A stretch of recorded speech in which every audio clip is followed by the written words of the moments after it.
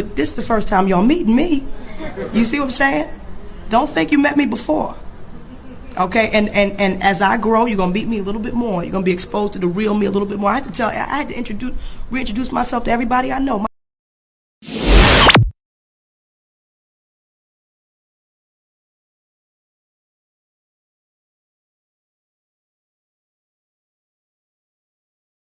What's up, YouTube? This your girl, Lovely V, and you're watching Lovely V TV.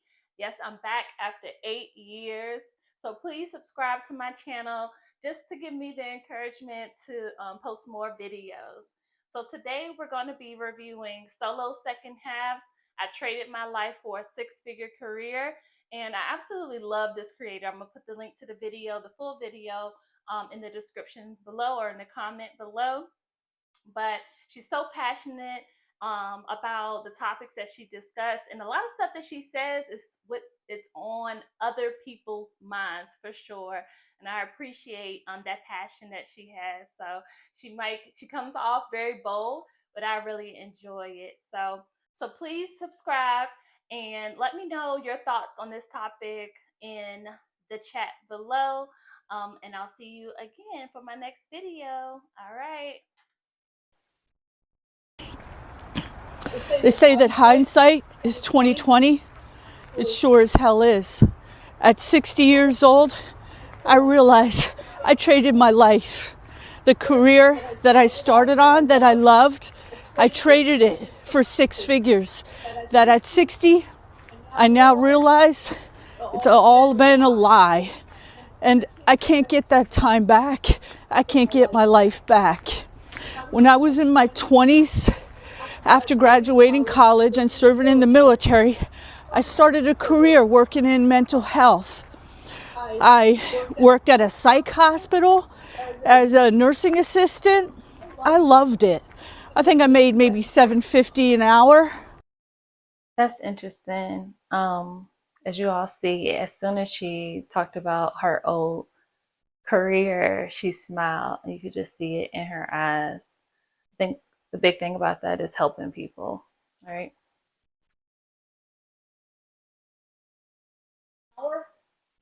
And then I got a job working as an intensive case manager, mostly with people who had schizophrenia, a lot of younger guys. I loved it. I was helping people.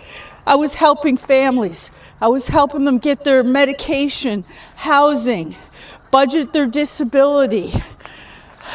I was helping families and people have a better life. I made maybe $18,000 a year.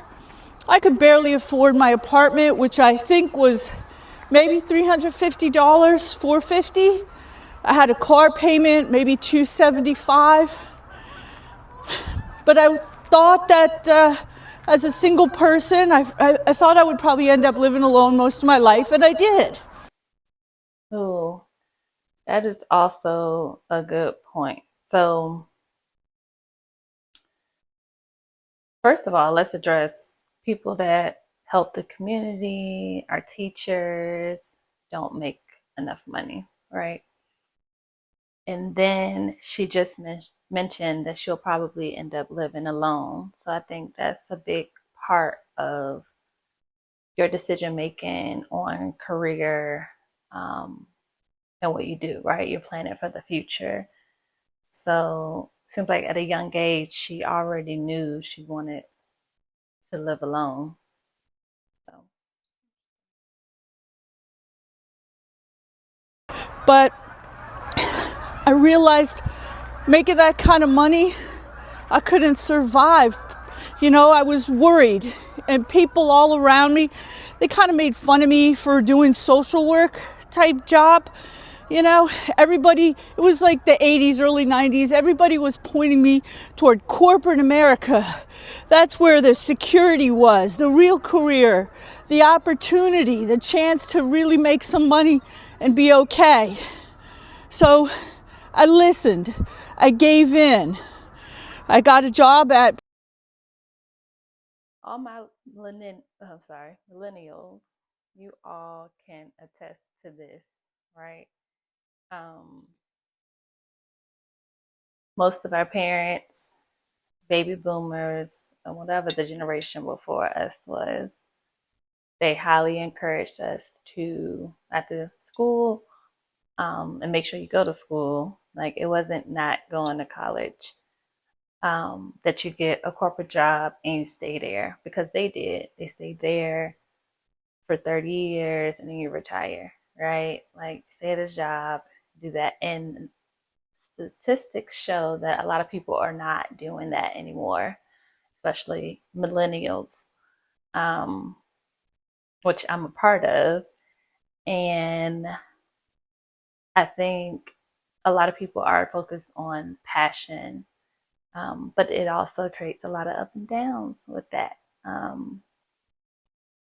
So for some entrepreneurs, I feel like, in the hard moments, you think about like, oh, maybe I should just go get a job where they pay my insurance, they have a 401k.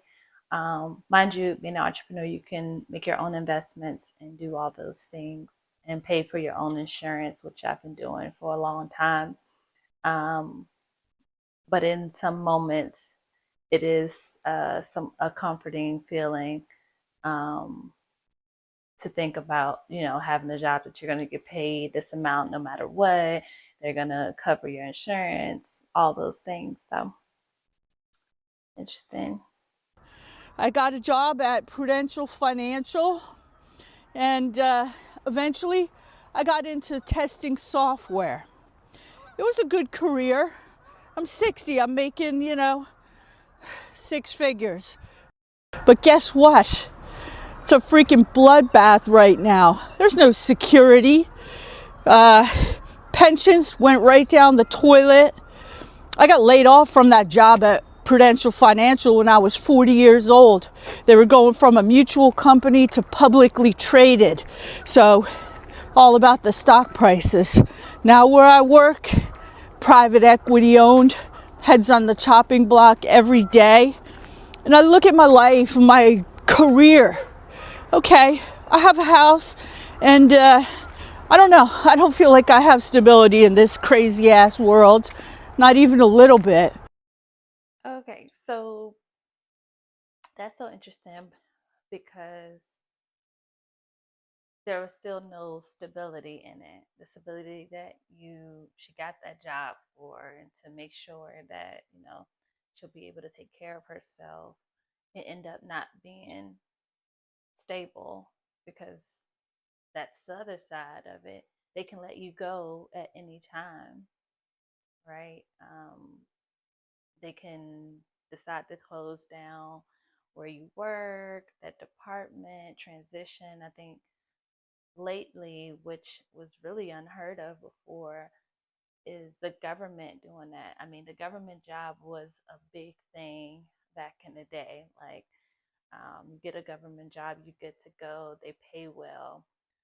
But recently, they've cut so many positions in the government. So the one job that was deemed so stable is now not.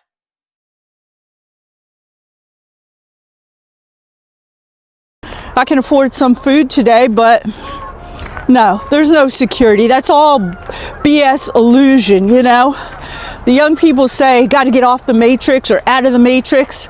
I 100% agree. I regret giving up that career doing the social work and helping people. Pretty much every day at this point, I try to figure out, can I get back to it? Can I do it? I worked in group homes. Yeah, I traded it all. I gave it all away for like a freaking dream, a possibility of, I don't even know what. Like, who gives a damn, about the money? At the end of the day, we're all heading in the same direction, okay? And it's the ground, one way or another. You can go in whole, or you can go in with the ashes. And even that, at the end of the damn day, it seems like we're nothing but, money in somebody's coffers. Come on, what have I done, I've made money for companies. I've worked on projects that either made millions or helped the company save millions. Nobody gives a damn. I'm not proud. Okay, so it's so interesting that she said that, because I think that was one of the things that I always say about entrepreneurship is that you're building for yourself. You work for companies, you're helping the company build, which, if for me, I don't mind doing, especially if I agree with the company's morals, their values, and whatever mission that they actually have and are actually doing. Because I've worked with companies that I absolutely love. And so it served both my passion, even though I was a contractor, so I was still an entrepreneur working with them versus for them. But yeah, some of these larger companies, you may never even meet the CEO that you're making rich that's out golfing on the golf course um, every day with Samuel Jackson, you know? So um, it's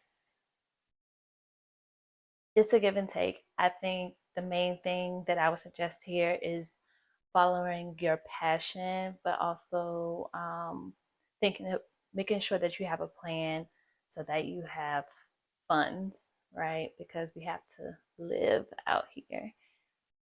So if you can combine the two, that's great. If you could be an entrepreneur and still have that backup of safety, that's good. Or just understand the risks in it, and understand the ups and the downs, and just never stop. That's the only way that you can fail, is if you stop. So um, let's just hear a little bit more. Out of that, I don't know what I've done. I've helped create some software that works, whatever. Has it made the world a better place? No, I don't think so. Not even a little bit. Maybe it made it a worse place. My God. I don't know. I just would put a message out there to the young people. If you hear these birds, I put a message out there to the young people. Follow your dreams, follow your heart, follow what you love, do what's important to you, and I suspect it'll all work out in the end. I tried to make the responsible choices, do the right things, end up in a good place. Security, it's bullshit. Okay? Life's not offering security for anybody. You could be the CEO, end up with cancer, whatever, devastating problems. Life's got its own plans.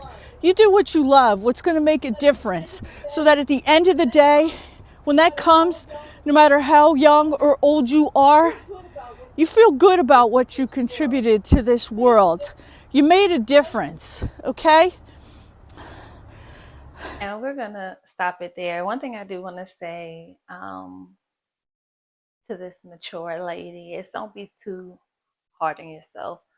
I see regret in her eyes, and in her discussion. And I think that's the main thing, live life so you have no regrets. Try things, especially when you are young.